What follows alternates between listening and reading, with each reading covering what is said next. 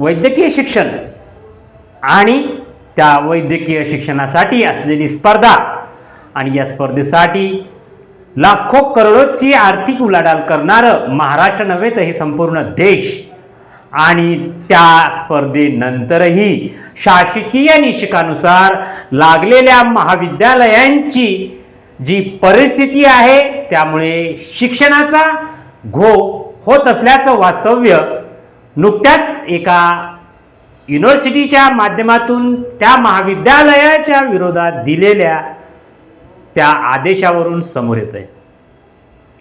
महाराष्ट्रात अनेक महाविद्यालयांच्या आणि त्यातल्या त्यात खाजगी महाविद्यालयांच्या शाखा उघडणे हे जरी प्रमाण वाढलं असलं तरी खरोखरच शिक्षणासाठी आवश्यक तज्ज्ञ शिक्षकांचा त्या ठिकाणी भरणा केलेला आहे का, त्यांना नियमानुसार मानधन मिळतं आहे आणि त्या सर्व गोष्टींची पूर्तता हे होते आहे का याची तपासणी न करता वा त्यावर दिरंगाई करता येणाऱ्या भावी डॉक्टरांना ज्या सुविधा मिळायला पाहिजे त्याकडे कानाडोळा झाल्याचं वास्तव्य या आजच्या शासनाच्या आदेशातून समोर आलंय।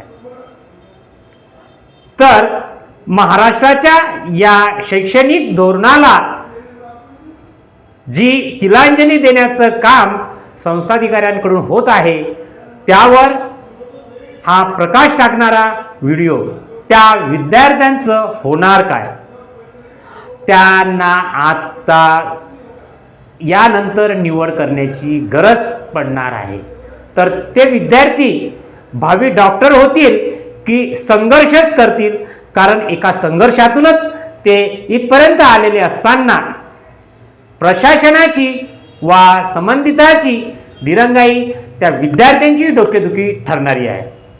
तर महाराष्ट्र विद्यापीठ नाशिक यांच्या माध्यमातून पुणे येथील एक सिंहगड डेंटल महाविद्यालयातील हा प्रकार मी इथे मांडतोय। पुण्यातील Sinhagad technical education society Pune संचालित सिंहगड दंत महाविद्यालय पुणे या महाविद्यालयातील 78 शिक्षकेतर कर्मचाऱ्यांचे थकीत वेतन अदा करण्याबाबत विद्यापीठाने दिलेल्या निर्णयाचे सदर संस्था महाविद्यालयाने विहित मुदतीत व वेळोवेळी दिलेल्या वाढीव मुदतीत देखील अनुपालन केलेले नाही। त्यामुळे सदर महाविद्यालयाने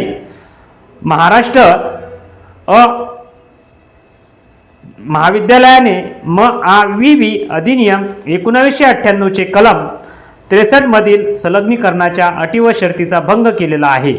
सदर महाविद्यालयातील शिक्षकेतर कर्मचाऱ्यांच्या कामबंद आंदोलनामुळे सदर महाविद्यालयातील प्रवेशित विद्यार्थ्यांचे अतोनात नुकसान होत आहे।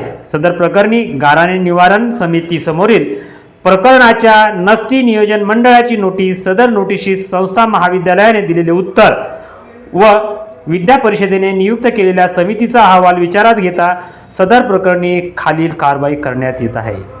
Sinhagad technical education society Pune संचालित सिंहगड दंत महाविद्यालय पुणे या महाविद्यालयाने कलम 63 मधील अटी व शर्तीचा भंग केलेला असल्यामुळे कलम 73 अन्वये सदर महाविद्यालयास प्रदान करण्यात आलेल्या विशेषाधिकारात बदल करावा व शैक्षणिक वर्ष 2026-27 पासून पुढे सदर महाविद्यालयाचे संलग्नीकरण काढून घेण्यात यावे।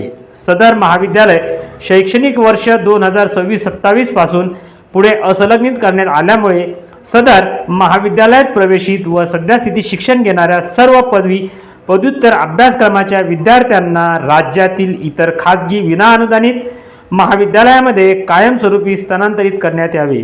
त्याकरिता संलग्नित महाविद्यालयांच्या विद्यार्थी प्रवेश क्षमतेत वाढ करण्याची आवश्यकता भासल्यास अशा प्रकरणी भारतीय दंत परिषदेची परवानगी घेण्यात यावी।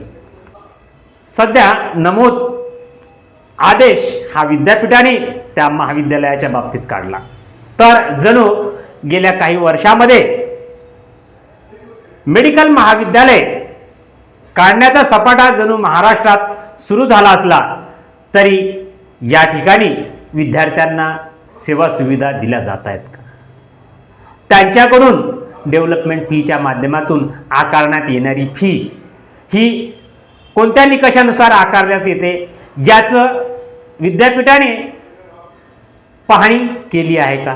एवढंच नाही तर अनेक महाविद्यालयांना वसतिगृह आणि त्यातील सुविधा याबाबत कोणतेच निकष नसले तरी त्या ठिकाणी त्या विद्यार्थ्यांची पिळवणूक करण्याचा प्रकार सुरू आहे.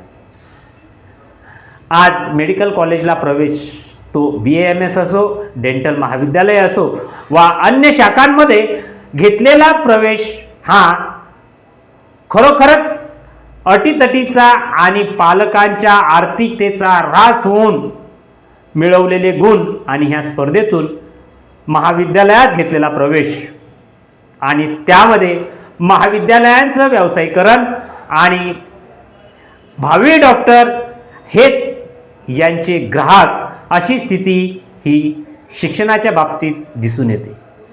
त्या मुलांनी आज शिक्षकांच्या आणि शिक्षक कर्मचाऱ्यांच्या पगारांचा जर दाखला जर दिला, त्यांना न्याय जर दिला, तरी आता यावर्षी या मुलांनी अभ्यास करायचा की आता नव्याने कॉलेज हुडकायचे अशी स्थिती या महाविद्यालयातील विद्यार्थ्यांना मिळून ठेवली आहे. तरी खरोखरच प्रशासन ही जनहितासाठी आहे का? महाविद्यालय हे खरोखरच डॉक्टर घडवण्यासाठी आहेत का? आणि त्यासाठी लागणाऱ्या तज्ज्ञांना खरोखरच या महाविद्यालयातून मानधन मिळतंय का? असे असंख्य प्रश्न यातून मांडण्याचा हा माझा उद्देश.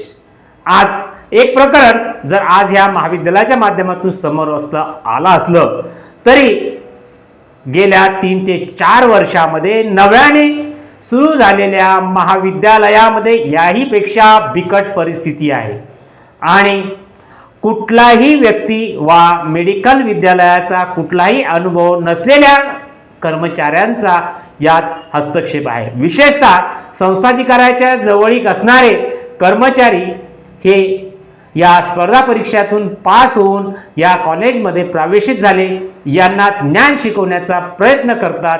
असे अनेक उदाहरणं अनेक महाविद्यालयातील विद्यार्थी जरी सांगत नसले तरी असे प्रकार अनेक ठिकाणी सुरू आहेत.